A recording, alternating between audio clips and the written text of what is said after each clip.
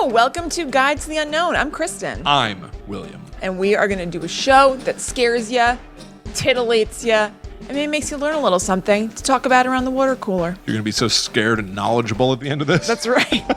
Those are our three aims. Scares, titillation, education. Yeah.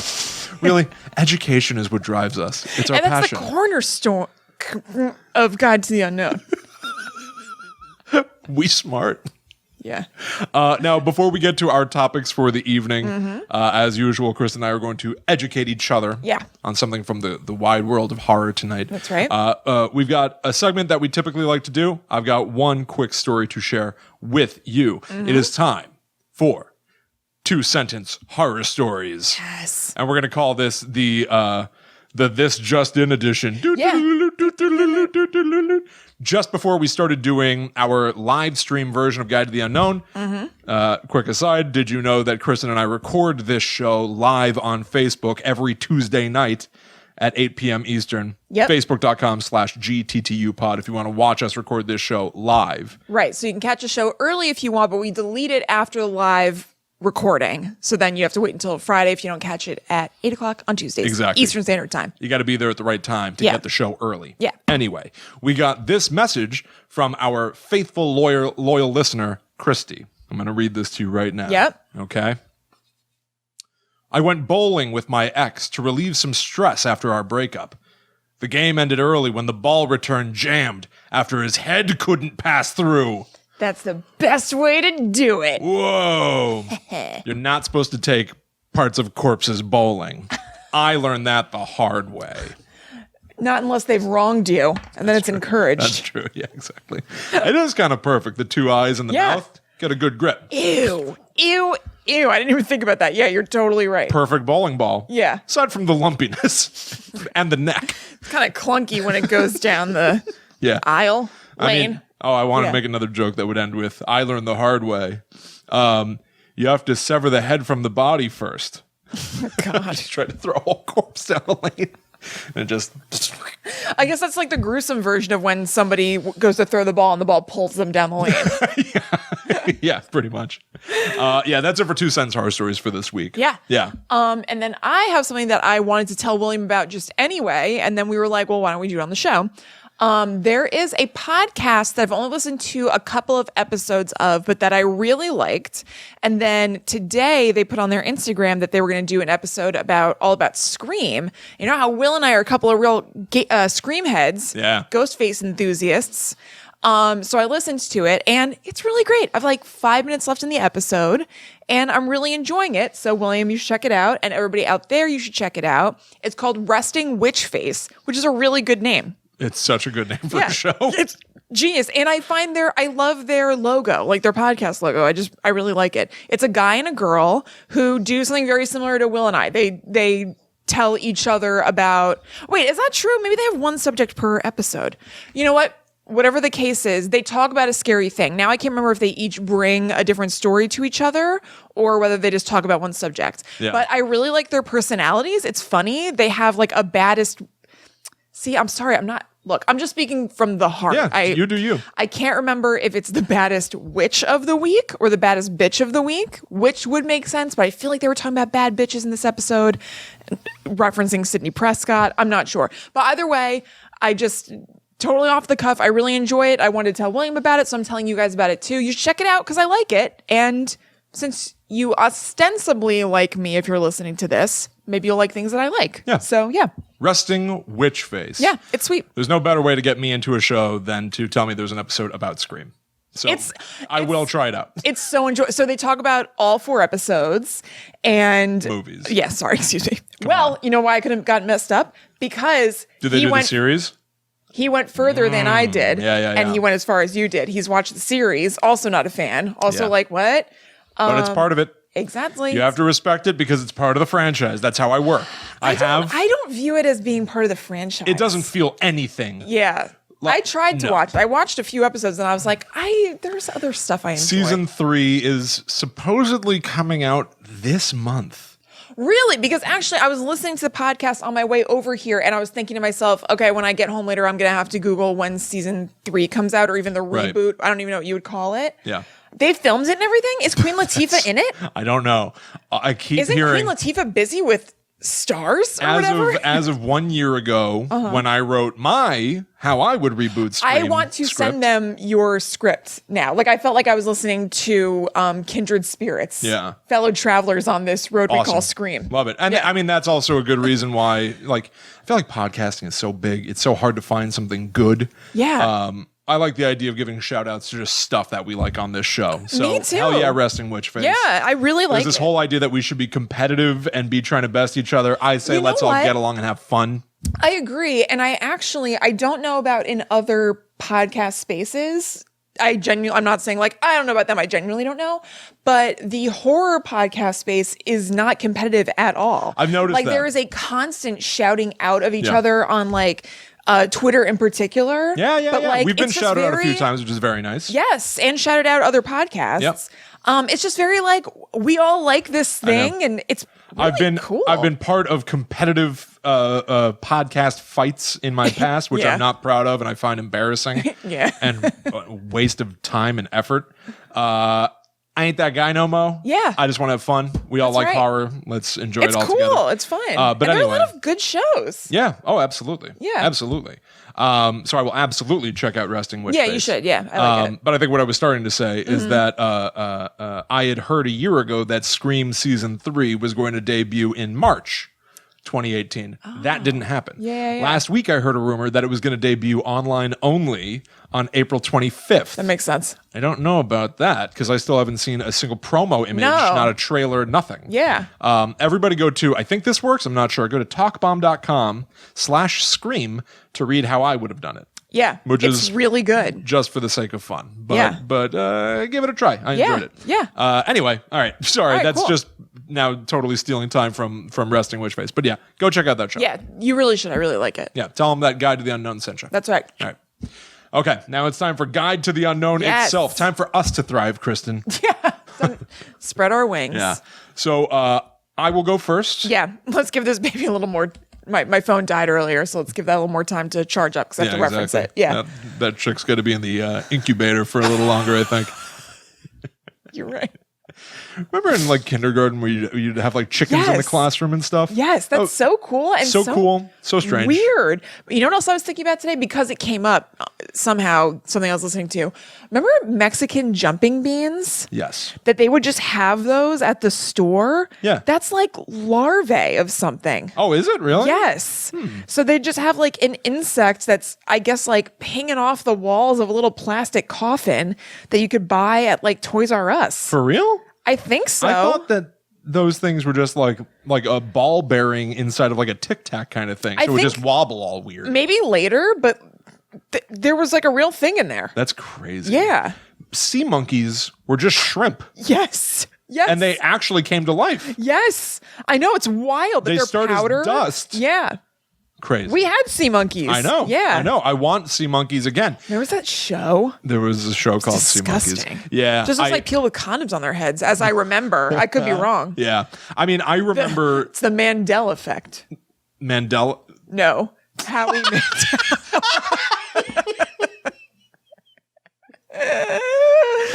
Oh my God, Kristen. That is a wonderful joke. Thank you. There is a recent conspiracy theory of this idea of something called the Mandela effect. I'm only going to explain it because I don't like the idea of completely like obliterating a joke, but that was a really good joke and it's really intense. I want to make sure that it lands properly. I do. So anyway, there was this thing called the Mandela effect saying that like history is not the same for all of us. Maybe you've heard people talk about there's a genie movie starring Sinbad where he plays a genie that pops out of a lamp. And it turns out that is not actually a thing that ever was made. But a million people have a memory of that. And would swear up and down that there was a movie where the comedian Sinbad played a genie. Did not happen. So the theory is there were used to be multiple universes that got merged into one. In that universe, there was a Sinbad movie where he played a genie. Right. In ours, that did not happen. So some people have memories of that other world. So Kristen made the insane joke that the Sea Monkeys TV show because they have weird bulbous things on their heads that, now that I look at them, don't really look like a condom, but I don't care for how it looks if you want to Google that. Oh, it looks horrible. They're Yeah. disgusting people with like little knobs on their heads and stuff. She called that the Mandela effect, presumably because was Harry Mandela on Yep. it? He was. No. Harry You just Mandela know wasn't that on it. he just played gross characters. No, even further. Howie Mandel used to blow up a condom on his head all the time. He would put it on his head, pull it down below the level of his nose, and blow it up. Oh my god. It was even more layered than you realized. It was. I thought you were talking about it because these kind of look like Howie Mandel in the movie Little Monsters. That is true. Yeah, That that's is what I true. assumed you meant. I mean, that works as well. I will never see Little Monsters. Our friend Mike really likes Little Monsters, and he was saying we should watch it. I said I won't do that. Little Monsters is too disgusting looking and sad and weird. I haven't seen it. I feel like it would be on Comedy Central or something. Sometimes I would just change it real fast. Yeah, no, thank and he makes the same face in all the promo pictures. I just don't like any of it. You don't like his lack of originality with His promo mouth is pictures? always open. It's just no. Yeah. What are you gonna do? Yeah. The Mandela effect. Right. Nobody likes it. No. But we've all succumbed to it. That would be when his career really came back, when he's hosting game shows and stuff. That was the Mandela effect. Oh, completely. For some reason, this comedian took off again Who would and have became thought? huge. Yeah. He was like kind of like a weird punchline in a strange way. Oh for a yeah, long time. absolutely. But yeah, I only knew him as like a cornball, right, like joke of like no one really likes him. right, It's exactly. as if now you know what's him his as name? well liked germaphobe Howie Mandel. Right. Yeah. As if Carson Daly suddenly became somebody that we're all like, we all really love him. Yes. And it's like, no, we all used to make fun of like how his like show was on at like 5 a.m. Right, and how he painted his pinky nails black or whatever. Remember that? Yeah. Or maybe it was like his pinky and his ring Yeah. fingernails. Did you know his show is still on? Yes, I do. It is. It's crazy. Very surprising. I know. was Good doing for was him. doing a late night the other night. I watched all the late night TV. Cool. And then Last Stop with Carson Daly came on. It's even called that. It's called I know. like Last Exit, Last Stop or something. It's like Probably on at like 1:30 or 2 in the morning, It right? is. It is because Seth Meyers is on until 1:30. Right. So yeah, Carson Daly's on from like 1:30 to 2 in the Right. morning and has been for 58 years. Man, good for him, honestly. Sure. Got to work.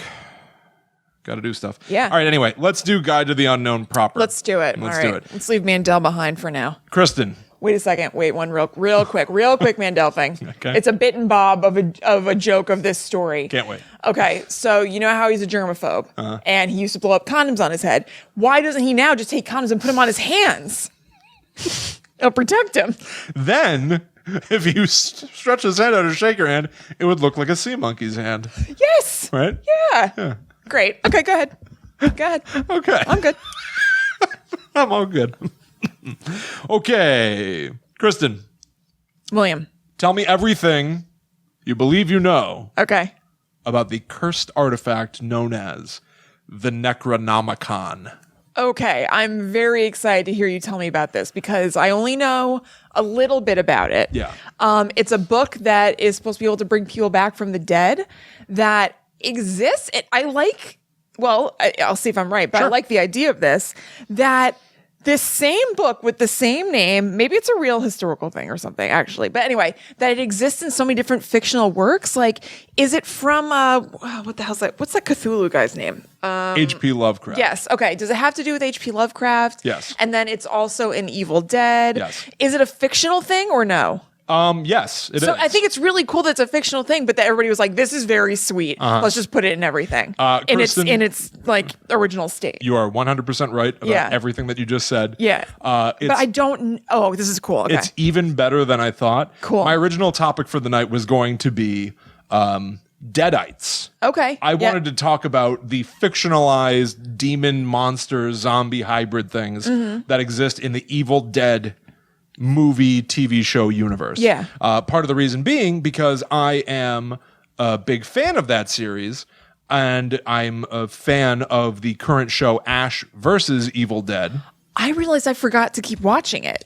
That's what everybody did. Yeah. Here's what I'm going to say to everybody out there. Okay. Ash versus Evil Dead is a series where Bruce Campbell, now something like 30 years after the movies ended, is back playing the same character that he was in the series, Ash Williams. It is very, very, very wacky, tongue-in-cheek. Those of you who are not familiar with the Evil Dead series, It's like 80s horror, gore fest, insane. Oh, it's so good. Yeah, and it's really sort of slapstick, which is not a type of humor that I typically like. Right. However, there is no better horror hybrid comedy movie, I think, than Evil Dead 2. Yeah. Yeah, it's so good. And specifically Bruce Campbell's ability to sort of like sacrifice his body for the sake of comedy. Yeah. And it all being in the name of horror. I love it. I absolutely love it. Yep. So there's a little bit of loyalty to the series that has me watching Ash vs. Evil Dead. And if anybody out there is in the same boat as me, the show needs your help.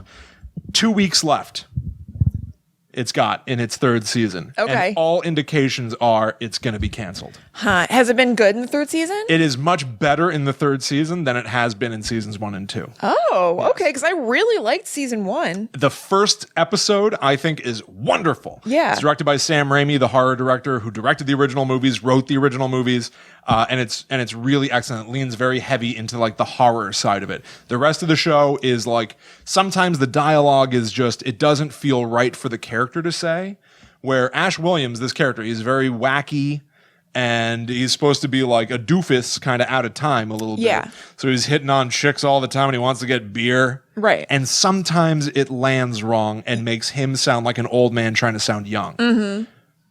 However, Bruce Campbell is so good. He's so charming. He's wonderful. The supporting cast is all excellent.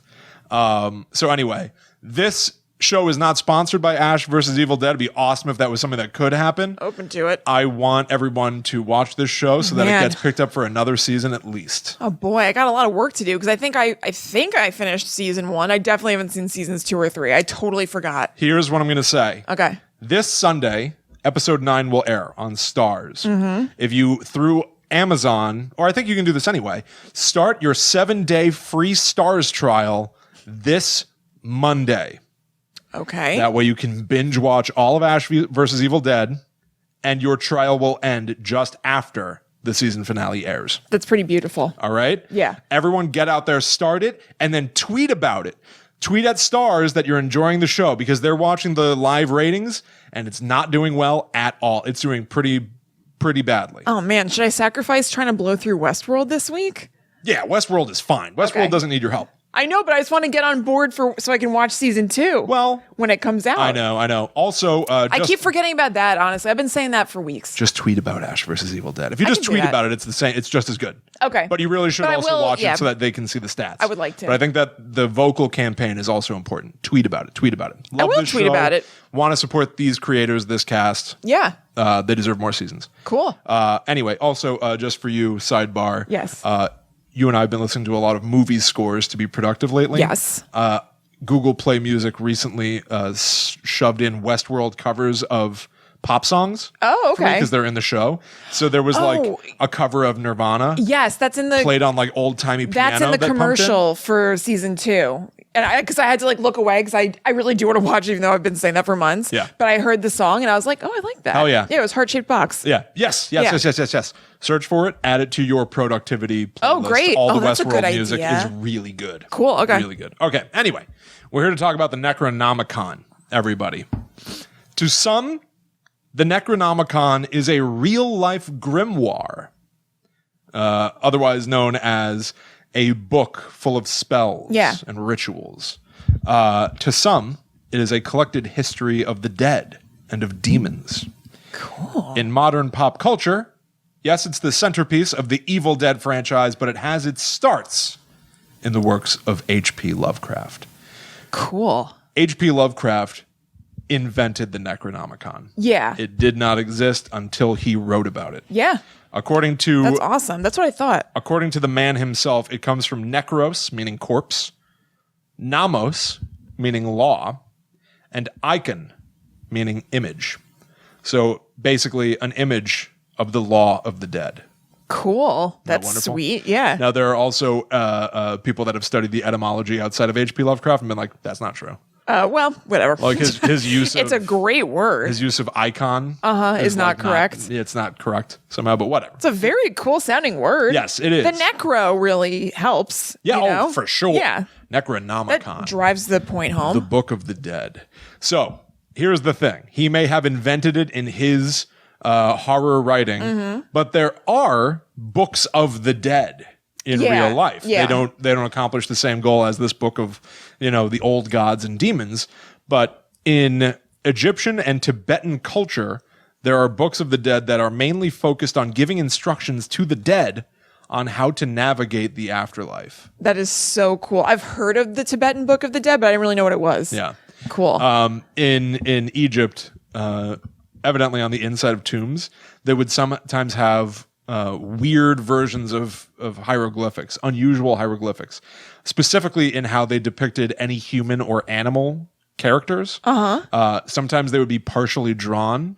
Sometimes they would be drawn mutilated, most likely to prevent them from causing any harm to the dead pharaoh. So it was almost as if they were drawing their hieroglyphics, their written language, to appear dead. So that, like the drawing of the person in the person hieroglyph can't be of any harm. Right. Cool.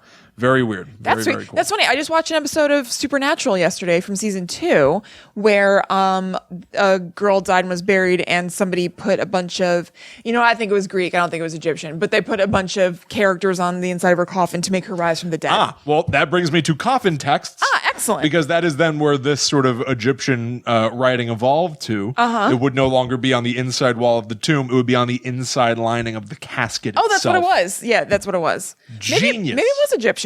Genius. Yeah. And so also it should be said that any of these ideas of that being the Egyptian Book of the Dead, kind of a misnomer because they were never written in a collected volume.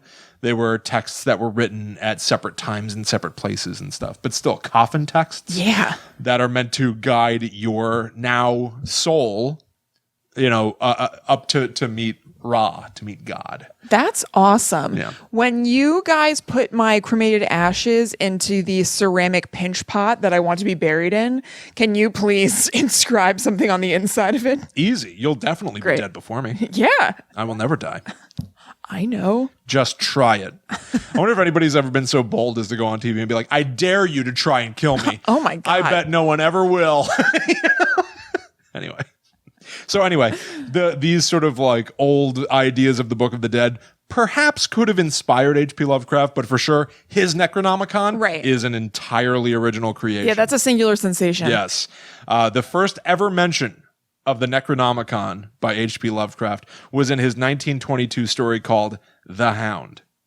This story was about two grave robbers who collect the skulls and, clothes and anything buried with the dead, and basically have their own sort of unspoken museum where people can come to see heads in various stages of decomposition. Yeah. Yeah? That word sounded very weird for me. Which is that in and of itself is... I've never read H.P. Lovecraft. I haven't either. All I've heard is that his stuff is kind of incomprehensible and he was insanely racist. Yeah. So I've kind of resisted it. Well, you know what I mean? No. Yeah. Have you heard that too? Yes. That's exactly why I haven't read it. Number one, it sounds like too much for me. And also he sounds like a jerk. So, yeah. But no, it's the way I said, yeah. Yeah, I will he was say, racist. Yeah. Not that this would ever change my opinion of somebody who was horrible to everybody else and spreading just hate, vile ideas of hate. Yeah. But this idea made me want to. It's fully sweet from an education and horror standpoint. Read what he wrote. This is crazy. Two grave robbers. I've never heard anything like this. Two grave robbers have their own sort of museum of the dead. Honestly, that does sound very cool. Yes. So anyway. As a weird Easter egg, almost foreshadowing for this story, and most people will get this probably, in their sort of macabre dungeon of the dead, there was a portfolio bound in human skin. Now that's a trait of the Necronomicon in other media. Yep. Not in H.P. Lovecraft's writing. Anyway, so they hear about the tomb of a great a previous grave robber. A tomb raider, basically, and they want to go rob his grave because that would be fun and gross and weird. Meta. They dig down, they open his grave, and they see around his neck an amulet, which they recognize as having been in the forbidden Necronomicon of the mad Arab Abdul al-Hazred. Okay. So that's a little mix of everything. I would say, are we getting a little... Yeah. A little taste of that racism. Yeah. I mean, how about that? Yeah. Yeah. The first ever mention of the Necronomicon. Yikes. Well, grew beyond its humble beginnings. True. Yeah. Good point. Fair enough. So anyway, they then, this has nothing to do with anything. They then become obsessed with this amulet. And all they hear is like the howling of a hound that's haunting them. And then one of them gets mauled to death by an unseen monster. Cool. And the other one tries to return the amulet to the grave robber whose grave they stole it from. Yeah. But it gets stolen from him. And then he finds out that band of thieves, they were mauled to death. And it sounds crazy. Yeah. It sounds really nuts. Anyway, so what is the Necronomicon? That's the first mention. But what is it as per H.P. Lovecraft? It was the story of the old gods. Oh, okay. People like Cthulhu. These sort of like gigantic mythological creatures, cosmic monsters that existed long before man and will someday re-inherit the earth when the stars align. That's right. To some, it is full of rituals for how to contact the dead, how to summon a demon. H.P. Lovecraft eventually wrote what he called the history of the Necronomicon. He did not write a Necronomicon itself, but he wrote the fictionalized, here's where it came from, here's what it did. That's cool. It's called The History of the Necronomicon. He wrote it in 1927. It was not published until 1938. He was already dead by that time. But essentially all it Died did, of hate in his heart. He did. Eventually ate the rest of his body. He only died at like 48 or something like Wow. that, consumed by his own, That's right. I don't know, venomous hatred. So anyway, the idea was to make the case that the Necronomicon is real. Right. Now, Kristen, here is a quote from one of my primary sources for my research this week. Which is? The Church of Satan's website. Oh, nice.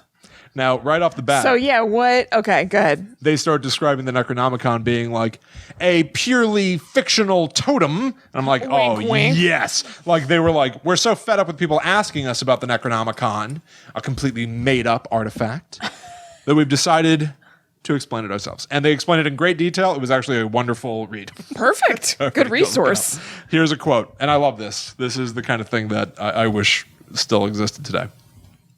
A circle of writers who were friends and correspondents with H.P. Lovecraft also started mentioning the Necronomicon in their horror tales, So that's really cool. thus making it seem like it really existed. The illusion was well done, as they would mention this fake book amongst the names of actually existing books that dealt with witchcraft and demonology. Inspired by Lovecraft, they too invented diabolical books to add atmosphere to their tales. Clark Ashton Smith created the Book of Iban. Robert E. Howard created Unaussprechlichen Kulten. Robert Bloch, Chilling. our buddy Robert Bloch, Yeah. created Cultes de Ghouls Okay. and de Vermis Mysteriales, Ew. among many others. The practice of this Lovecraft circle of writers to invent forbidden books is very well documented. They would even create bogus histories of various editions for each of these books to add to the verisimilitude. That's fun. Isn't that excellent? Yeah, that's really cool. Anything to make it appear real. Right. And it worked. I love that. Eventually, there was a sort of like Necronomicon fever that gripped people in like the 70s. People wanted the real book. They wanted to get their hands on the real That's so sweet. I'll get to the So sweet, but so frustrating for them.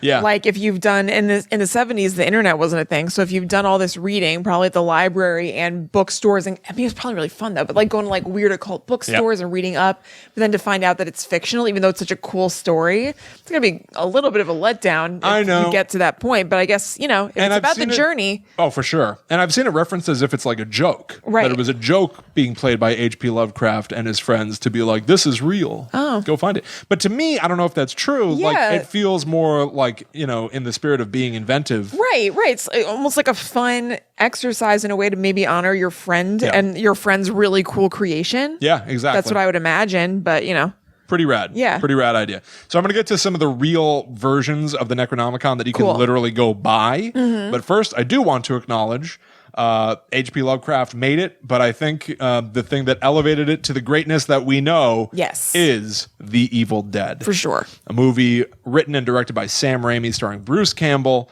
A bunch of friends go to a cabin in the woods The basement door flies open, in which they find the Necronomicon Ex Mortis. If you say Ex Mortis is a good addition. Ex Mortis is a great addition. Yeah. In the first movie, in Evil Dead 1, The Evil Dead, it is not known as the Necronomicon, though, which I was surprised to find out. Oh. It's known as Naturum Demonto. Oh, that's cool. Yeah. In later movies, it would become, Right. AKA the Right. Necronomicon. Huh, okay. Yeah.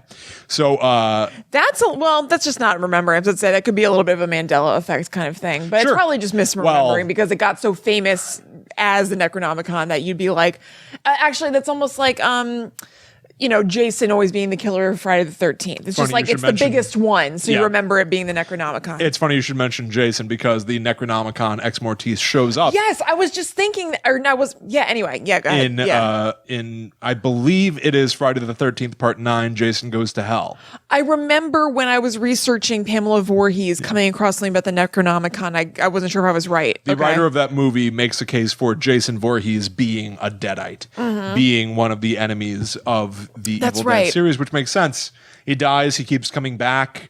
He's Right. got like rotting flesh, but he won't go down. Right, yeah, totally. Very Deadite-ish. Yes, that is pretty cool. And sometimes stuff like that could not be cool. Sometimes theories like that, you'd be like, well, that's a reach. You just want to Right. make it seem like he's best friends with Freddy or whatever. I know. But that actually does make sense. And it works well. At the end Yeah. of that movie, Jason Goes to Hell. Yeah. Jason Voorhees' hockey mask is lying on the ground, and then a hand pops out of the ground and grabs it and drags it down. That That's hand, very cool. Yeah. the razor clawed glove of Freddy Krueger. Ah. Foretelling Freddy versus Jason, which wouldn't even come for like another. That is sweet. Which wouldn't even come for another like 15 years. That is very cool. There's a book called Slash of the Titans that I started reading. It's about the sort of developmental hell journey it took to get Freddy versus Right, Jason you told me made. about this. Yeah, I haven't finished it yet, but it's I love this sort of like, it's a little bit of like inside baseball. Yeah.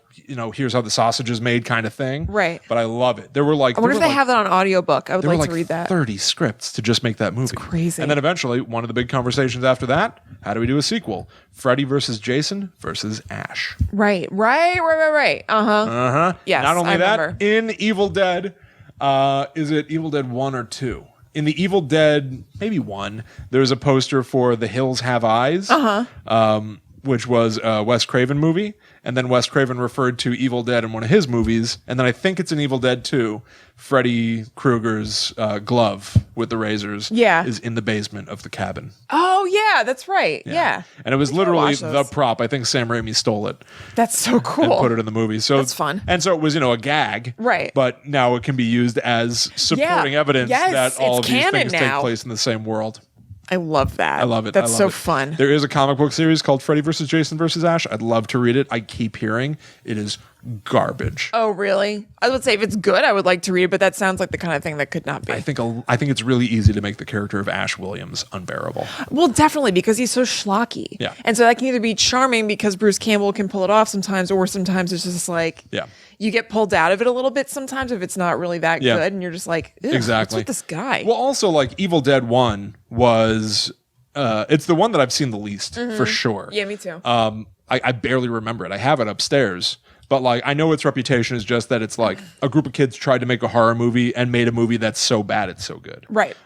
Evil Dead 2. Evil Dead 2 is like the Evil Dead that people think of a lot. Exactly. Yeah. Evil Dead 2 is like a work of art. It's awesome. It is amazing. There was this... I did not see that movie for such a long time. I only saw it probably, like, after I started dating Allie. Yeah. Oh. It's probably like... Oh, yeah. I remember you telling me that kind of. then I was surprised. And yeah. immediately, like, I fell in love with it. Yeah, I love yeah. it. There's a moment in that movie where it's what I've always said about, like, one of the things that I love about horror. I know I've repeated the thing about, like, a bunch of weird stuff going on that you can't even figure out. Evil Dead's got that all over. There's, like, a severed hand crawling around. Yeah. Then there's this moment, which I think is perfect, where Ash is trying to shoot his own severed hand, which is crawling around and, like, poking him in the eyes, which is a little too much for me, but it's all right. And then the desk lamp on the table starts laughing. and and tilting back as if it's rolling its head back in laughter. And the deer head on the wall starts laughing. And Ash is looking around, and you can see he's going insane. His eyes are getting like impossibly wide, and he starts laughing. And then together, the whole cabin is laughing. And then he starts bouncing up and down, kind of like crouching, and everything's doing it with him. The lamp, like the Pixar lamp in the logo, very sort of like they added this like human quality to it, where you get that it's supposed to be crouching in tandem with Ash. It's wonderful. It's fun and scary because you start going, I don't know what's going on. Yeah, what's happening? Yeah. And I think it's where the character of Ash is made, and it's why I don't like him after that. He loses his mind in that moment. I think I can see that. I think that his sanity is gone from that point. That's when he becomes the guy that's like, who loves you, baby? Yeah. And saying all that stuff that's like really annoying. Yeah. But it's endearing because he's lost his mind, I think. That makes sense. Yeah.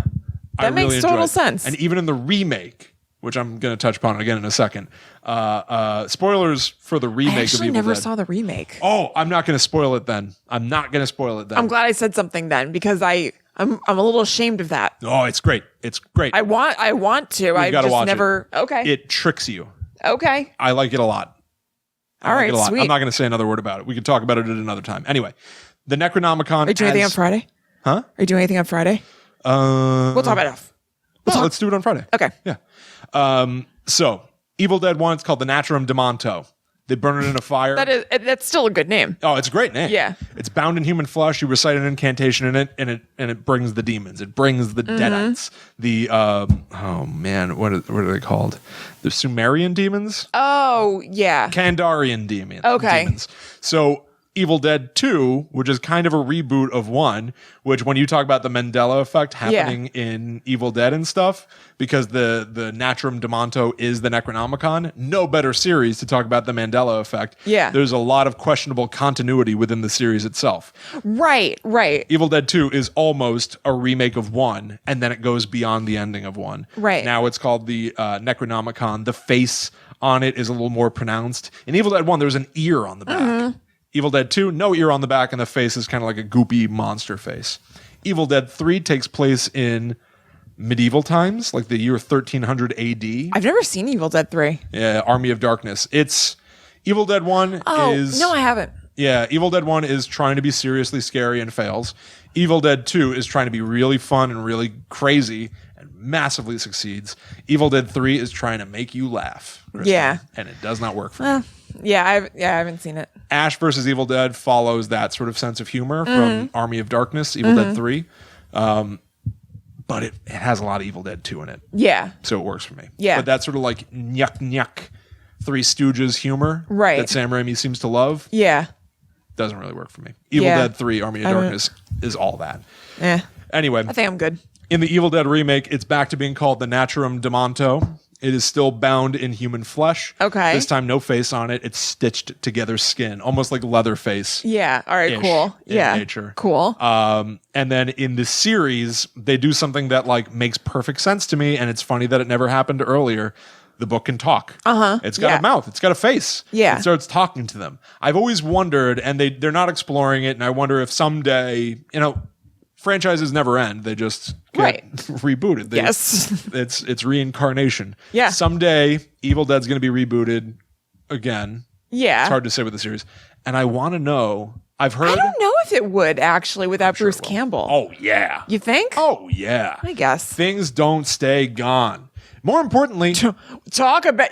You got that right, William, with all those deadites. Yep. Yeah. If only they would. Right?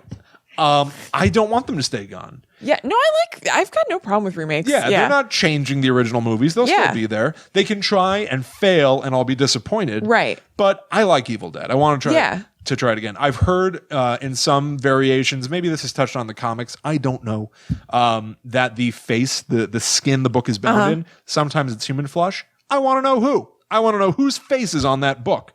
That's a good question. Sometimes it's written in blood. Is it the same person's blood as the face? Like, I want to know these things. Question. In some, it's a demon. Okay, that's not as interesting to me. Right.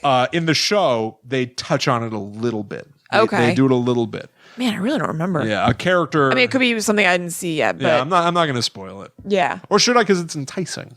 Go ahead. A character. I'll still watch stuff. A character kind of becomes the book. Okay. The book forms a special bond with someone. I think that's in the first season, right? It's probably. I think it's in the first season. Yeah, I vaguely remember that. It was like a couple of years ago now that I watched this. Yeah. Everybody go do it. Make this show still exist. I'll try. I mean, I love the spirit of it, so I'm happy to try. Yeah, and there's this show. It's like a show that, like, if you're into the idea of like ingenuity in entertainment. Well, that's the thing too. I want to support these people that are like, how are we going to make this puppet work? Right. I like in a world where everybody endlessly complains about CGI, and this show does have plenty of CGI. There is still a lot of like innovation in filmmaking. It's a group of people that are out in New Zealand being like, well, we've got to make this severed head talk. Yeah. How are we going to do that now? Yeah. It's great. I want to support that kind of stuff. Yeah. Because that's the thing that everybody says they want. Right, totally. So if you got to put your money where your mouth is. Exactly. Right. Okay. Off of Evil Dead, back onto the Necronomicon as it exists. And when I say exists, I mean literally. You can go to Amazon.com and you can buy these. Yeah, I've seen that before. Kristen, in 1977, The Magical Child, a famous occultist bookstore in New York City. Have you ever heard of that? No, that's awesome. Earmarking that for future research. Seriously? Does that still exist? I don't think so. I would be very surprised. I don't know. It makes me immediately think of Ray's books from Ghostbusters 2. Yeah.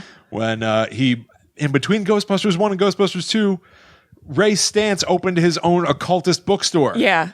Why wasn't that ever a plot point? That's awesome. Maybe in the subsequent remakes of Ghostbusters, because you're right, everything will always get remade. Yep. Maybe they'll focus on Ray's books. I think it would be cool to see what their lives are like outside of that business. And that was like a little peek and was cool. And like Egon's always talking about Tobin's Spirit Guide. Right. Another sort of forbidden book. Like, I want to know. I want to know. The video game's got some of it.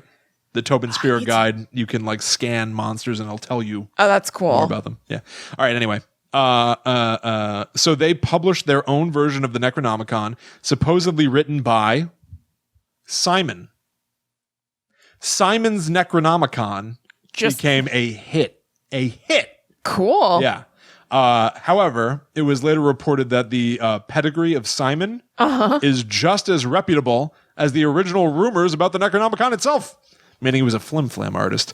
Meaning he was just a guy who saw an opportunity, a market opportunity, to write something, call it the Necronomicon, and sell like hotcakes. Oh, wait a second. So people thought this was an actual Necronomicon? That I didn't get. Yeah, people thought it was, like some sort of like, for the first time ever, mass-marketed, mass-published Necronomicon, story of demons, rituals, the Book of the Dead. Okay, I gotcha. I thought people kind of knew that it was like a play on. Yeah, no, okay. No. Simon. However, no matter how fake it is, I want to reassure you using words from the Satanic Church website. Please. Satanists understand that any prop that is sufficiently stimulating can be used in personal ritual. So if the materials contained in this book send the proper chill down your spine, then certainly avail yourself of them. After all, as Magistra Nadramia has said, working with and expressing your emotions in the ritual chamber using this particular little black book is perfectly valid satanic magic. A careful look at the Satanic Bible will tell you that Dr. LaVey encouraged the magician to use any and all elements of fiction, fact, and fancy to create his intellectual decompression chamber. Wowie. Wowie, wowie. Dr. LaVey. Does that comfort you? Very much so. Even if it's phony, you can still use it. Well, that makes sense. Magic is real if you believe in it. That makes sense to me, to tell you the truth. If it evokes whatever feeling you need to get up in yourself to perform whatever, then yes, it's doing what it's supposed to do. It's disturbingly understandable. Yeah, that makes complete sense to me. Especially but seriously, the phrase, Anton LaVey was a doctor? I guess. Especially the phrase, creating your intellectual decompression chamber. Yes. Is there a chance that we are in my intellectual decompression chamber right now? Perhaps. Yeah, I guess so. Right? Yeah. How about that? Anyway. How about that? There are other Necronomicons. There are other Necronomicons written by other people, published. You can go get them. Okay, that makes sense. Here's the other big one. The Necronomicon by H.R. Geiger. Okay, I guess somewhere in my brain, I knew that he was connected to this because when you were talking about Lovecraft, I was listening to you, but I was also thinking to myself, who's that guy who does those crazy paintings or Yes. drawings? Okay. Yes. H.R. Geiger. Yes. The name was driving me nuts. I was like, Grigor? Yeah. This was all going on while I was listening done. to you. I apologize. No, hey, that's fine. That means that you're working on multiple levels. I think Dr. LeVay would be really proud Probably of you right not now. well. It's not possible, William. Yeah, I know. It's only a toggle. They say that multitasking doesn't exist. Yeah. Anyway, so H.R. Geiger was known for his sort of bio-organic art style, fusing human and machine. Yeah. Oddly sensual in nature. Pistons, hydraulics. You know what I'm talking Ooh, about. those exist below the fold. His book was also published in 1977 and given to filmmaker Ridley Scott as a gift. It then inspired him to create Alien. Oh, yeah, that makes sense. Perhaps just the design for Alien. Right. But the Necronomicon, granted, it was now the name of an art book. It was literally a book of artwork by H.R. Geiger. Right. But yeah, responsible for 2 titans of the horror That's horror cool. genre. Yeah. Alien and Evil Dead. That's cool. How about that? All right. Now here's the final word, Kristen, of course. Okay. I'm gonna give the Church of Satan the final word on the matter. Absolutely. So, to the seeker after the Necronomicon, the facts confirm that Lovecraft was truthful. He invented the idea of this book as a prop for his superlative tales of the macabre, and it remains such a potent image that people are unwilling to accept that it was just his fictional invention. He was quite the literary sorcerer, that old gent from Providence. Wow. Written by Peter H. Gilmore, the 37th A.S. What's the 37th A? I don't know, okay. but All it right. says Yeah. XXXVII. Yeah. A.S. Now, I don't want that to be the actual final word, so here's the Maybe real it's like final the word. Architect of Satan or something. Like that's like a title for them. Not architect probably, but like it. Archbishop of Satan. Yeah, ABS. Yeah. Here comes Peter H. Gilmore with the abs. All right, here's the real final word Oh, you fooled me. from H.P. Lovecraft. Okay. That old racist gent from Providence. And I actually enjoy this. There's an interesting quote about creating something fake. Cool. One can never produce anything even a tenth as terrible and impressive as one can awesomely hint about. If anyone were to try to write the Necronomicon, it would disappoint all those who have shuddered at cryptic references to it. Yeah. Yeah. That's very cool. I get that. Yeah. So that makes total sense why he would write a history of the Necronomicon as opposed to writing the Necronomicon. Exactly. It has to be what you imagine Right. it is. Right. That's a key ingredient into it. And so if you made it literal, it would take it away. Kind of wonderful. Yeah. That's cool. Yeah. Well, that was awesome. Yeah. That's the Necronomicon. That is totally sweet. Yeah. Necronomicon it rules. A bit better than I anticipated. Yeah. I started looking at the Necronomicon as part of a different topic and realized I like this in and of itself. Yeah. It's about like the nature of storytelling in a Right. weird way, which is something that I'm constantly fascinated by. Yeah. Well, that kind of ties into my tale for the evening. Really? The nature of storytelling, Because you're going to tell me a story? the nature of hoaxes, Ooh, oh, the nature of a fib, awesome. Awesome. a fib that grows Yeah. into the story of the Cottingley Fairies. Ooh. So this isn't a chiller tonight, guys. This is just a weirdie and an unknown. Oh, I love You're not going to be scared. Love a weirdie. Yeah. Have you ever heard of the Cottingley Fairies? Okay. I have nothing to say. Okay. So here's the deal. So this happened in the early 1900s and it caused a huge stir in England around that time. Okay. So there were these 2 girls who lived in Cottingley, England, unsurprisingly. And they were cousins named Elsie, who was 16, and Frances, who was like 9 to 10. Maybe she was 9 when this started and then became 10 because I kept seeing both ages. Frances. So they would go to play down in the dell together, which is some sort of British nature. Farmer in the Dell. Yeah. Like by a stream and a pond and stuff like that. Yeah. And they would Dude, you're getting a Dell. You're getting a play day in the Dell. There has to be a meme of like, dude, you're getting Adele with like Adele's face, right? Like the singer Adele. Oh, absolutely. There I think has to I've be. heard that several times. Yeah. I wonder if people have said that to each other on like Christmas morn. They say, "Happy Christmas, Harry. Dude, you're getting Adele on vinyl." And then give them Adele 21 or whatever. Yeah. It comes with a digital download. So they would come in and they'd be all messy and stuff like that. Like they'd be like wet and have mud on them and everything. And so they started saying to, I think it was Elsie's parents that they lived with, or that maybe it was that Francis would stay for the summer or something like that. But anyway, I think it was Elsie's. They'd be like, "Oh, the fairies, it was the fairies' fault. Like they got us all dirty and muddy and stuff like that." And they kept insisting on it. And they were like, "Yeah, we play with fairies in the dell and stuff." And their parents were like, "Okay, whatever." I'm going to say their parents because it's easier, but they're cousins. Okay, yeah. But so their parents are like, "All right, whatever." So then they're like, "Well, we'll take pictures and then we'll show you." So the dad was like, "Fine," and gave them his camera and one of his, I don't know all the ins and outs of one of his parents are so lazy. Fine, take a picture. They don't even go down to the dell.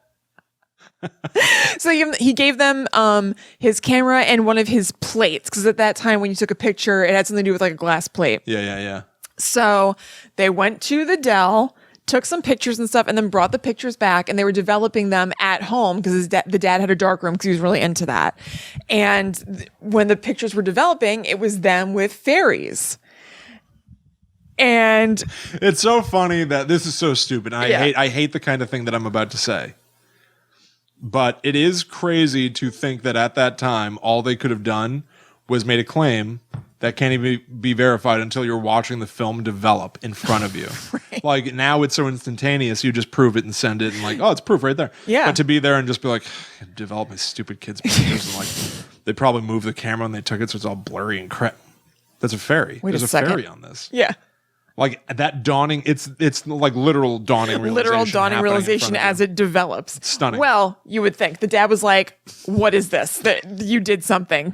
These are not fairies," which it's theorized made them really double down. Oh, what? Because the dad was like poking the bear. He was like, "What? No." And they're like, "Yes, it is. We see them. We took pictures of them. These are fairies." And he was like, "I don't think so. Do you want to tell me the truth?" And they're like, "No, they are." You know, so they're like really into it. What a weird idea to even get in trouble for lying about something fanciful. You know what I mean? It'd be like, "You're lying, you're grounded." No, they're really all fairies. You should stop it. You're lying to me. Yeah. So it was just kind of like a weird thing in the family. It was like a joke. It wasn't that big a deal. It doesn't sound like they had the pictures that the girls took of the fairies or whatever, and they would joke about it, but it wasn't this whole thing for a while.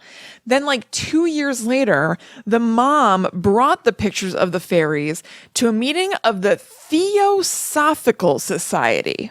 Oh, so I should also mention, at this time, this was part of the spiritualism boom that we've discussed on the show before. All right. If you haven't listened to that episode, spiritualism was a movement where it was basically believing like a more widespread and fervent belief in the things that we can't see. So ghosts and fairies, creatures and things that aren't in our physical, well, I guess I would think they'd better be in our physical realm. Well, but like things that aren't commonly open-minded regarded. willingness to experiment with the world of like spirits. Yes, yeah. Like it was part of the boom. The metaphysical. Yeah, it was part of the boom of like trying to speak to the other side. Right. Seances were super huge at this time. And part of what brought on the spiritualism movement was that it was post-World War I. And in England in particular, tons of people died. And so it was really appealing to want to believe that you could somehow contact the people that you've lost. Right. And so many people experienced that loss at the same time that it allowed this movement to grow. So anyway, so that's why there was something called the Theosophical Society. And the mom was part of it. So what the Theosophical Society said that they were about is that they were dedicated to exploring unexplained phenomena and forming the nucleus of a universal brotherhood of humanity. Wow. Yeah. Wow. Heady stuff. Yeah. Where are these groups now? I think they're still around. You think so? Yeah, I'm sure there are. Are they something I'd want to be a part of? Because I think they would be. Maybe. I think they're probably very serious. You know what I mean? Yeah. So, like, not that you would go in to make fun, but, like, I think the earnestness might be like, oh, shit, I don't feel this. You know what I mean? I want So, like a support group for people that just want to talk about monsters all the time. I think that's what the internet and us talking about other podcasts who are cool is. pretty much. I think we got it. Yeah, you're right. Yeah, and our listeners. But where's and stuff. that thing of like meeting in the church In person? basement? I would say not in person. You know what I mean? Yeah. Yeah. Like sitting in a circle Like on AA? shitty chairs. That's AA is what you're describing. Yeah, they have cookies. Yeah. So the mom brought the pictures of the girls with the fairies to the Theosophical Society.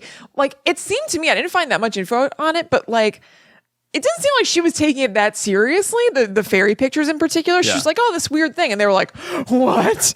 So somebody from the Theosophical Society brought it to display them at the annual conference of the Theosophical Society, which is like a bigger deal kind of thing. Yeah. And one of the leading members of the society, whose last name is Gardner, was like, whoa, what is this? Into it. So he got in touch with the family and he brought the prints as well as the negatives to a photography expert who said, let me see, I have a direct quote from them. My little go-to pics note snuck up on me, excuse me. Okay. So the expert's name was Harold Snelling. Snelling's opinion was that the two negatives are entirely genuine, unfaked photographs with no trace whatsoever of studio work involving card or paper models, which is a very weird and specific thing to say. Yeah, I get it. I think I get it. Well, it's to be like, there is nothing I can see in the photograph that seems overtly fake. Yes, but it's funny that he called out specifically there are no card or paper models because, spoiler alert, William, these fairies were done with paper models. What a pro. So it's a little bit of a barring any unforeseen circumstances kind of thing. Yeah. Like, call that exactly what the problem Yeah, is. I can tell you're definitely not lying to me. Yeah. He was. Yeah, exactly. So it starts to grow a little bit. And a magazine at the time that was about kind of like spiritualist stuff printed the pictures. And who should see the pictures but Sir Arthur Conan Doyle? Oh, come on. This is all, listen, these kids did something awesome. Yeah. But this explosion of it is all because of one fudging idiot. It's Gardner. Gardner is all in on this. They definitely did not use paper. Everyone's like, we trust him. Yeah. Harold Snelling. We trust Harold Snelling. The photography expert. If he hadn't said that, if he hadn't, Gardner probably would have let it go. Right. But Gardner was like a dog with a fairy bone. Yeah. At this point. So then Sir Arthur Conan Doyle sees these pictures, who is a huge spiritualist and a big proponent of that movement. And very weirdly, so actually kind of similar to you, I started off this week thinking that I was going to talk about Sir Arthur Conan Doyle and his experience with the occult. Which I might do on another episode. But then I came across this story within that, and I knew this story already. And I was like, oh man, that Cottingley Fairies story is really sweet. Maybe I'll focus on that today. So kind of same deal with you looking to Deadites and then getting to the Necronomicon. But anyway, so Arthur Conan Doyle, it's interesting because he wrote Sherlock Holmes, who is one of the most like logical, fact-based. I mean, sometimes it's a little Batman-esque, I guess, where it's like, egg. Nature's perfect container. Like sometimes Sherlock Holmes comes to conclusions that you're like, how could that happen? Right. But he's very logical, fact-based, smart, clever. And Sir Arthur Conan Doyle he had a lot of confirmation bias going. Like he really believed in the spiritualist movement. And part of it is a little bit sad in a way, in particular having to do with this fairy thing.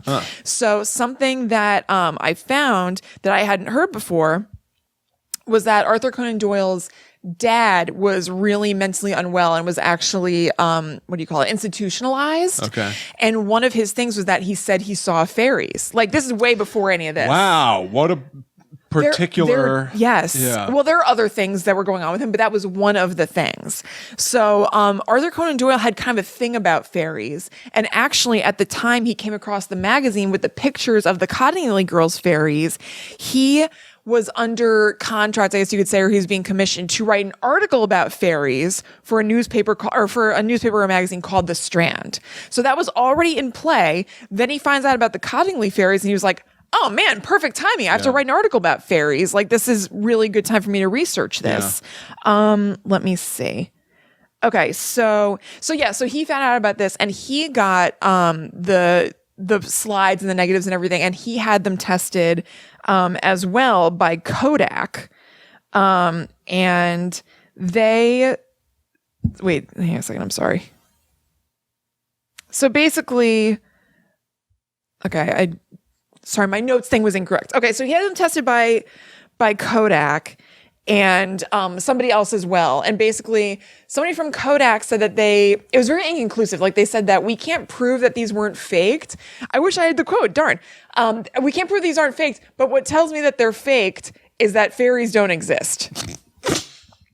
And Sir Arthur Conan Doyle and Gardner, the guy from the Theosophical Society, who were kind of working together by this point, were like, well, but they probably do. So that's not a hard no, is what I'm getting from you. Yeah. And then they went to somebody else who said, yeah, these are faked. So they considered it 2 out of 3 ain't bad, even though one of the two was like only like not really a yes. Yeah. And they ran with that. It was no. Right.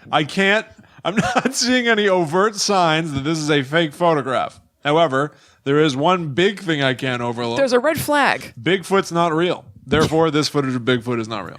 Exactly. And he was like, so they are. So you're saying it wasn't faked. Yeah, exactly. Yeah. That's amazing and sad. Yes, it is sad. So he wrote a book about fairies, Arthur Conan Doyle. It's a whole thing. So he ended his article with this quote, which I just wanted to show you where he was at and what people read about this, because this is a big deal thing. So this is the last sentence, or a couple sentences. The recognition of their existence, fairies, will jolt the material 20th century mind out of its heavy ruts in the mud and will make it admit that there is a glamour and mystery to life. Having discovered this, the world will not find it so difficult to accept that spiritual message supported by physical fact. Oh, wait, I'm saying this wrong.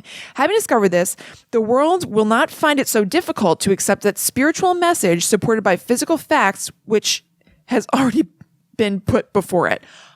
I'm saying that funny. I don't know. Maybe he had a good editor for the. It's not working for me for some reason. I can't it's say an it interesting right. idea. I know what he's saying. Yes. I'm saying it funny. There's something to the idea that even what we're doing right now, like taking, like Guide to the Unknown, let's find things that are hard to explain. Let's poke every hole in them we possibly can. Let's learn everything we can about it. Yeah. To some degree, that's demystifying the world in a way that makes things not feel special. Right. Isn't it better to be like, you know what? There are things that we don't understand out there. Right. And what he was saying is that the having discovered this thing, the pictures are proof that there's something out there. And so it might broaden people's narrow-minded thinking. And that's wonderful. That's a wonderful idea. However, Right. I think that's putting your eggs in the wrong basket. Yes. Like the thing that to look at out there that makes you go, wow, we don't know everything. Science. So I guess he's trying to do something scientific, but he's also just being like, no, fairies are definitely real first. Right. He's saying that first. Whereas it's like, no, let's explore Mars or like try to see what's at the bottom of the ocean because we don't know. Like that's the real sort of like unknown thing that should keep us from like being sedentary and get us to get off our duffs and explore. I think it can be all of the above.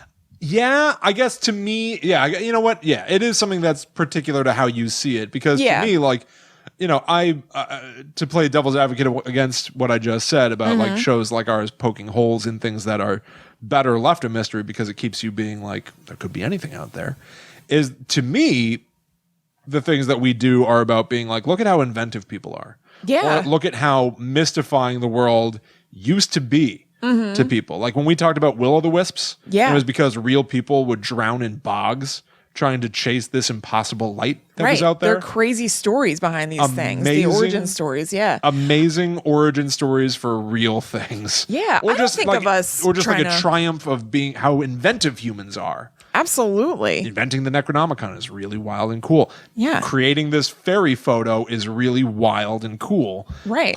Yeah, I don't mean to say that we're like buzzkills. Yeah, I don't think of us as like poking holes and stuff. I'm just saying that's one way to look at the kind of stuff that we would do because like Sir Arthur Conan Doyle just wants to believe there are fairies out there and he's not going to do much more research into it because it's better to think they're out there. Except that's what I mean. Yes, except he did kind of try, which I didn't mention. So Gardner went to visit the family at the home, and I think this was before Arthur Conan Doyle's article came out. Oh, okay. And he went with 2 cameras and plates to take pictures, and the plates were secretly marked so that if the girls tried to switch them out, if they tried to manipulate something, that they would know because they wouldn't see the marks on the plates that they'd given the girls. Right. And they did not switch them out But when he gave them the stuff so they could take pictures of the fairies and everything, they needed to be alone to do it. Of course. The fairies were a little freaked out by all the activity, so they needed to go away for a while. And then they were able to produce some pictures of fairies. Perfectly reasonable to me. I don't see why not. They probably don't like adults. Probably not. Yeah, they're bummers. So the article came out, and like I said, he wrote a book about fairies later called The Coming of the Fairies. And he did that even after the negative criticism from his article started pouring in. It was very mixed. It wasn't like a huge avalanche of negative criticism, but it was a lot of people being like, what? Excuse me, Arthur Conan Doyle? Who's it is sad when you know, because the implication is that he's like, my dad maybe isn't doing well, but like he was right. Exactly. It kind of vindicates... What people called him crazy for, he's absolutely right about. Yes. It's very sad. It's really sad. He was probably... You can't say that he was all in on the fairies thing just because of that, because he was all in on a lot of spiritual things or things that you can't see. But... you can't not think that the fact that his dad said he saw fairies didn't make him... It probably gave him a big fire to prove that their fairies are real. Right. Because it changed the way he thinks of his dad. It changed the way other people see his dad. Maybe his dad wanted him to be institutionalized. Yeah. This is all me expounding. Sure. Didn't say that, but, it's really sad. It is sad. So people were like, I don't know about all this fairy stuff. And some of the criticism about the... Headline, Sir Arthur Conan Dumbass. Some of the criticisms are that the fairies look just like fairies, like you would see in like children's books and stuff. Like you guys have to look up the pictures if you're at home, or watch the video of this because William will put them up. It's youtube.com/talkbomb. This will be up, but they look like fairies, like what you think of. So what were the chances that the person who wrote the first books about fairies nailed it in the description? Or I guess you could say maybe the people who wrote about fairies, we thought they were fiction, but they actually knew. I guess you could say. I guess. But so a lot of criticism was... They couldn't figure out this photo wasn't real? Look, it was in 1917 to, 1920, 21. Everyone look up this photo. It is very precious to look at with modern eyes. Right. Another criticism is to describe the photo. So it's a young girl staring straight at the camera with a bunch of fairies dancing around her, and some people posited... would a young girl surrounded by fairies just be like posing chilly and not looking at the fairies? But, if she's used to hanging out with fairies all the time, maybe she just wanted to snap like a good pic. Yeah, I guess so. Isn't it weird how the light has no effect on these fairies? Yeah, it's strange. It's strange that her face is like, it has 3D depth and shadows. And the fairies are 2D. And also people noticed that that the fairies had kind of stylish modern hairstyles, which was interesting. Oh, that's interesting. If we could go back in time, would they be like, oh man, you're right, this is fake? Or would they be like, you witches? You witches. For sure. Could help them out, save them all a bunch of time. Yeah. They might not want to hear it. I know. They might not want to hear it. Yeah. So this was a sensation in England, but then around 1921, people are starting to care a little bit less about this. It's dying down, just the way things always do. It went viral and then it faded, basically. Yeah. So Gardner, who is that head of but one of the big guys in the Theosophical Society, the last time he went to the house, sounds kind of sad. It was in 1921, and so that's years after these girls initially took these photos. So they're 21 and 14 now, not 10 and 16. This stuff has been going on for 4 years. They are over it. Like, this was like a joke that they did at first, and then it became this huge big thing. They're just like so sick of it. Imagine doing this and being like, this is gonna be fun, and we'll like, our parents don't. It's like a joke on our parents. It'll be fun, and then you're like, why are all these adults?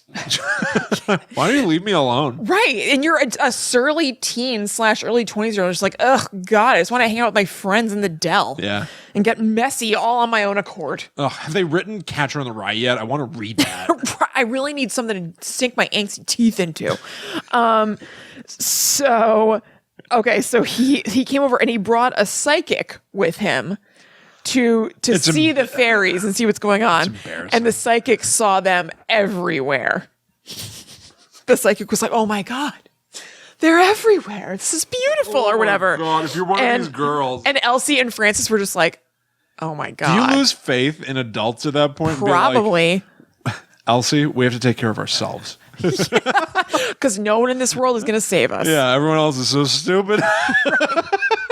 And they said that they kind of went along with the psychic to have a bit of mischief or like a bit of fun or something.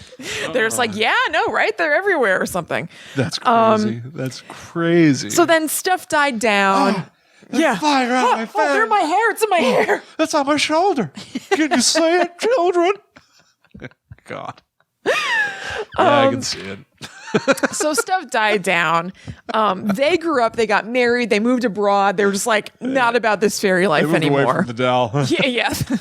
They said goodbye to the Dell. And then the way that things happen, like, it's almost like, not really, but how last year it was like the 25th anniversary of Jean Bonnet. So everybody's swarming again to probably, family and everybody. Relive. Right, exactly. So in 1966, which is obviously years and years later, a reporter somehow was thinking about this and decided to kind of revive the story. So he tracked down Elsie in particular, didn't track down Frances, and she didn't give. By this point, she's, a grown up. Yeah. She didn't quite give. She suggested, she was like, okay, look, I did see the fairies. Or no, maybe she said she saw the fairies, but this is what she said. She said, look, maybe the fairies were a figment of my imagination. I always thought about fairies. I always felt them around. I could see them. So maybe they were a figment of my imagination. And somehow the camera was able to capture this figment of my imagination. Well, that becomes a whole other thing entirely. Completely. So she didn't quite say, we lied or fairies aren't there. But she was like, well, maybe I imagined them. And then somehow the camera was able to tap into that aura of imagination. Should we tell her how cameras work? Yeah. Just leave it alone. Well, there is aura photography. Maybe that came. Well, yeah, it was 1966 by the point. I'm sure that was a thing then. So then it went away a little bit, and then it came back again in the 70s, and they were able to get hold of Elsie and Frances to talk about this. And first, Elsie still stuck to her story. They went on a show on the BBC called Nationwide in 1971, and Elsie said, "I've told you that they're photographs of figments of our imagination, and that's what I'm sticking to." Wow. So she's starting to give a little bit more. That sounds a little winky to me. I didn't see it, but like, I told you this, and that's what I'm sticking to, rather than being like, it's the truth. Like, that's what I'm sticking to has a certain, like, I don't know, ring of like, it's my story, my fictional story that I'm sticking to. This is the 70s? Yeah. Yeah, it was 1971. That's crazy. Okay, so then I'm just going to read this. So Elsie and Frances were interviewed by a journalist in September of 76 for a program on Yorkshire television. When pressed, both women agreed that a rational person doesn't see fairies, but they denied having fabricated the photographs. And then James Randi... the Amazing Randi. Yep, exactly. Examined the photographs and concluded that they were fakes, unsurprisingly. Well done, Randy. And he said that strings could be seen supporting the fairies, where he was half right, not quite, which I'll get to in a second. They fooled the Amazing Randy? Not really. James Randi. I mean, he basically... James Randi. Yeah. I think he stopped offering it. $1 million to anybody who can prove anything paranormal. Yeah. Literally anything. Yeah. Telekinesis, ghosts, superhuman strength, Yeah. whatever. Prove it. There is a great documentary about him. I don't remember. It's on Netflix. I don't know if it's still on there, and I don't remember the name, but Google it because it is so good. It's such a great idea. Yeah. Something that was not publicized much because I guess we all want to believe that there's a superhuman person out there. Right, but also, honestly, like I've said, I kind of believe in some stuff that you can't prove. I think that there are some things you can't prove, but I don't know that means that they don't exist. Yeah, You know I guess. what I mean? But So- the thing is, like, he would like treat it like under like Yes. laboratory he's conditions. fully basically. awesome. Yeah. Scientific method. Right. We're gonna get to the bottom of this. Right. I think he debunked a lot of crap. But I have to say, I'm not. I think that there are what I just said. Google him. Watch some of the clips. It is so fun. Yes, and so he's fun. a very interesting man. Yeah. Did you watch that documentary? I'm not sure. I think you'd remember just because it's really good. Really? Yeah. There's a whole, you know what? I won't say just it's a minor spoiler. He was gay and he had a partner for a really, really long time who's a good amount younger. And there was something that happened with the partner that is very interesting. Really? So it's worth watching. Did he like turn into a goose or something? Like, it'd be awesome if something like completely magical. It is something deceptive. Oh. Yeah. Yeah. Not in a Right under the sinister, Amazing mean Randy's way. nose? Yes. My God. Yeah. So they finally, the girls, what? I've got a joke for one Let's do it. out there. There's one person out there that will enjoy what I'm about to say. Is it Bobby? Yes. Okay. This is an impression Bobby used to do. He tweeted it the other day, made me laugh. It is President Obama making an address on television. Ladies and gentlemen, Michelle, I have to announce that my daughter, Sasha, has been eaten by a goose. That's it. That's the whole thing. It's good. It's the voice. It's the fact that you have to tell everyone. And it's the fact that somehow his daughter got eaten by a goose. No one knows. But it happened. Got to tell the American people. I know. It comes with the job. It just makes me laugh. It doesn't mean anything. I'm sorry. What Popped just in my made you head. think of that? Because I said that the Amazing Randy's boyfriend turned into a goose inexplicably. Gotcha. And it made me think of that. And I really enjoyed it. I'm sorry. Not a problem. Impossible things are just funny to me. It doesn't make sense. Okay, so they confessed. The sisters finally confessed in a magazine article in 1983, and how they did it was that Elsie copied illustrations of dancing girls from this children's book. Oh.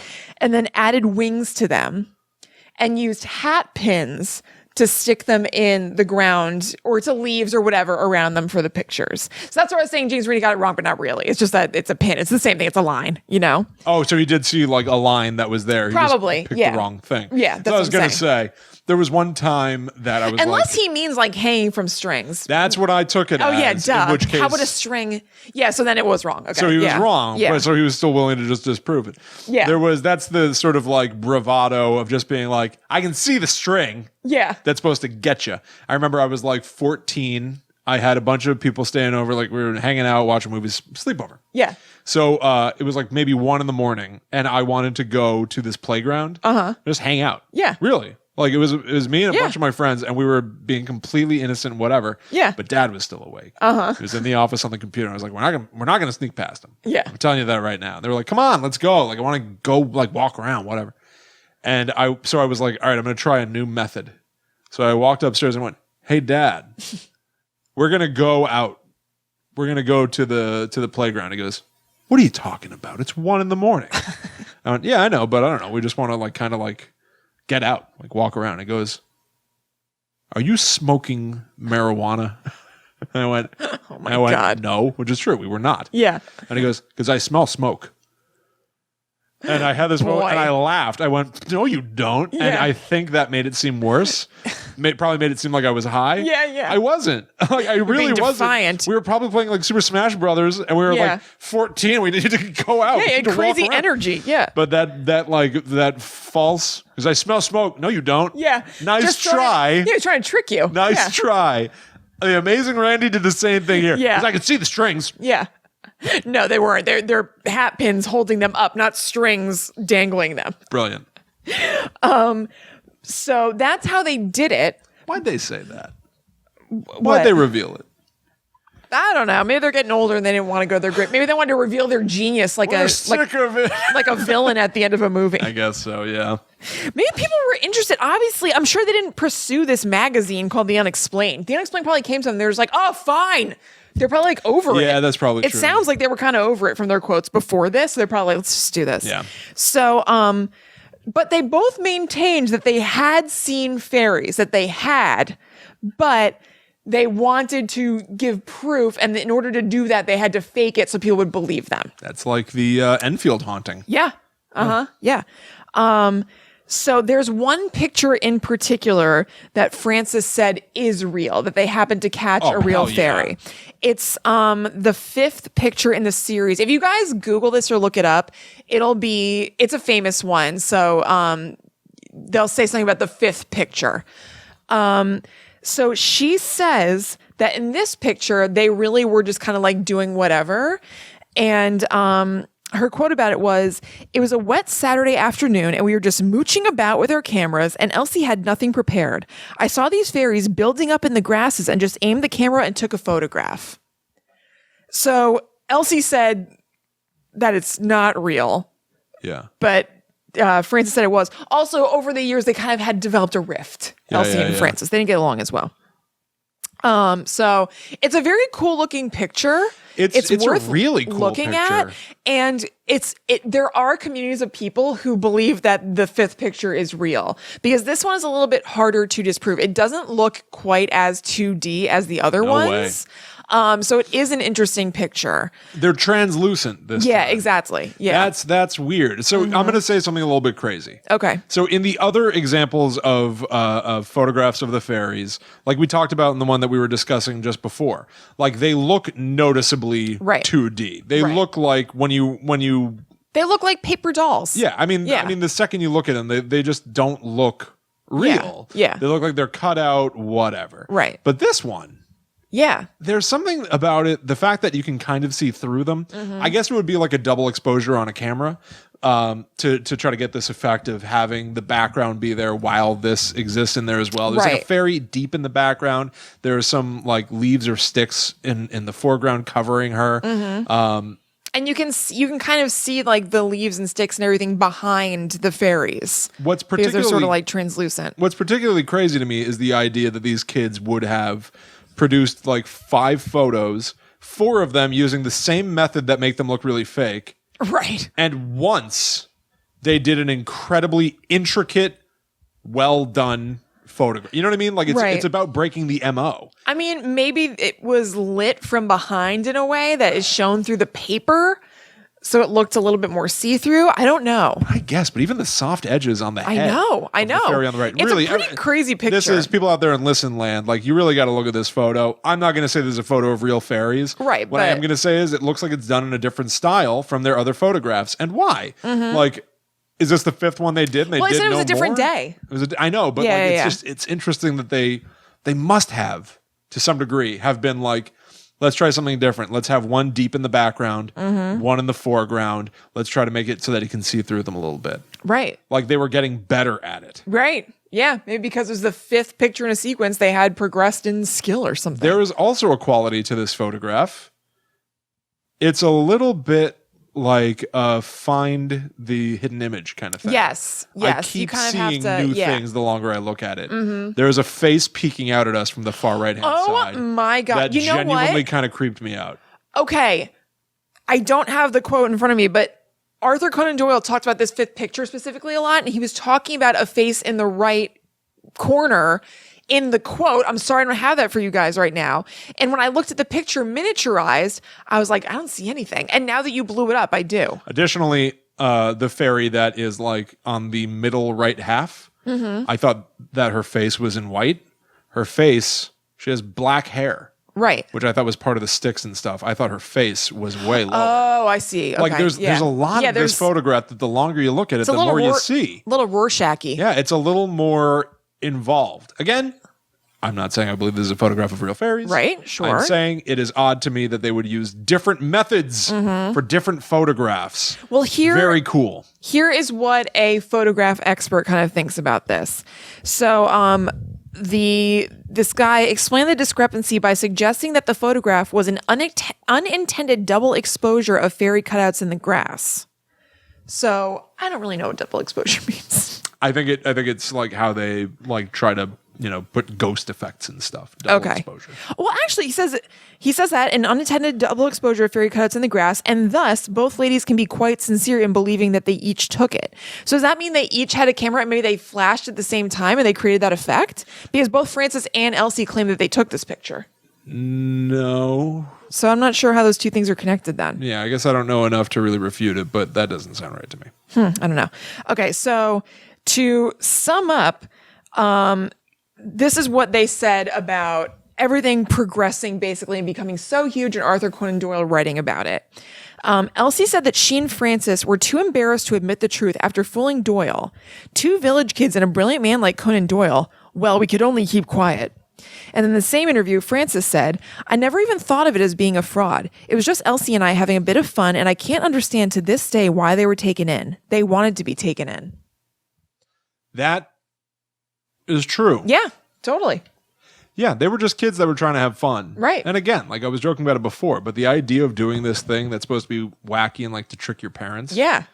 And then to have that blow up Yes. on like an international level. Yeah, totally. That's crazy. I know. But there's also that idea of like the whole con man thing of like, I told you everything you wanted to hear. Right. Like I didn't so much fool you as you allowed yourself to be fooled. Right. I gave you the interesting. ingredients and you baked a cake of deceit. Yeah. All yourself. Yeah. Yeah, exactly. Yeah. Man, Sweet, right? that's really cool. Very short epilogue. Francis's daughter went to Antiques Roadshow, or was on Antiques Roadshow with one of the cameras that Sir Arthur Conan Doyle gave her mom and the pictures, and they were valued at being worth $25,000 to £30,000, which converts in dollars to very, jumbly number. $35,709 to $42,851. Cool. Yeah. That's very cool. Yeah, right? Yeah. Yeah. Cottingley Fairies, baby. Cottingley Fairies. Yeah. There you go. So that's it. There you for go. this week's Guide to the Unknown. I hope you feel educated, titillated, and scared. Our 3 foundational tenets. That's right. If we had a plate that has like some sort of like arcane symbol of our organization, those would be written in Latin around the sides. I'm into it. Let's make it happen. Somebody out there, I need an artist to translate titillation into Latin. Get to work. Somebody has it at the ready. Yeah. And create an arcane symbol for Guide to the Unknown. Oh, please. Not even sure if I know what the word arcane really means. I think of it as being like old and scary and ritualistic. I guess I couldn't define it. Perfect. Yeah. Yeah. All right, everybody. All right, guys. That takes us to the end of another episode of Guide to the Unknown. That's right. So we'll see you next week. But in the meantime, you can follow us on all social media at GTTU Pod. And you should check out our private Facebook group. You can search Guide to the Unknown Podcast in Facebook, and you'll be able to ask to join, and then we will add you. That's right. You can also follow us individually online. We both have our own social media accounts. We run our own social media. Believe it or not. I've seen a lot of celebrities have to make that claim on Twitter. Oh, yeah. I run my own Twitter. Yeah, totally. There's a good chance that somebody else runs it. Absolutely. I would love to be able to claim somebody else runs my Twitter for me. Anyway, you can follow us. Yes. I'm at Chillin' Kristen on Instagram and Twitter. I am at Haunted Sponge. And we also have a Patreon page. If you search for Guides to the Unknown on Patreon, or if you go to patreon.com/GTTUpod, you can make a donation to the show. So if you enjoy it and you listen or watch it every week, that's a way to kind of give back and give us a little tip for all the hours of entertainment. That's right. You can also just go out there and spread the word. That too. Yeah. Tell your friends, write posts online, tell people in groups in real life. Yep. Write Guide to the Unknown is a fun, scary podcast on a napkin and leave it at a TGI Fridays. Ooh, arcane. Yeah. Do whatever you got to do to help spread the word. We would greatly leave reviews. appreciate it. It'd be awesome. Yeah. Podcast reviews on iTunes, Stitcher. If you want to join us for the live version of this show, we do it every Tuesday night at 8 p.m. Eastern on Facebook.com/GTTUpod. You can see it before anyone else sees it when the show hits podcast apps on Fridays. Yeah. But yeah, that's going to be it from us. So thank you once again. We'll see you in 1 week's time. But until then, we must travel. Back to the netherworld go we. Good night.